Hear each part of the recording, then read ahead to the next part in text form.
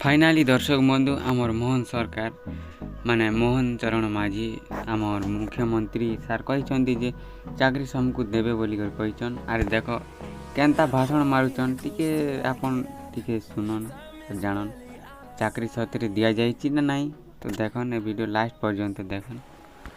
समस्त को मु अभिनंदन जनाउछि। ई नियुक्ति पाइला परे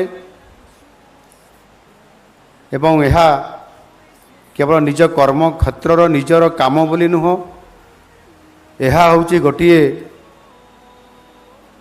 कर्म नियुक्ति नुहे, यह भाविक आपण यह गोटे गुरु दायित्व बोली मन करी यह को निर्वाह करने पड़िबो। राज्य राज्यवासी एवं साधारण लोकंकर काम करने पड़िबो। गणतंत्र सरकार होउछि लोकंकर आस्था और विश्वासर प्रतीक। लोके मन करती समानंकर सबु समस्यार समाधान सरकारंकर पाखरे एवं सरकारी कर्मचारी पाखरे थाए। ये कथा लोक माने बोध हुए सब भावती।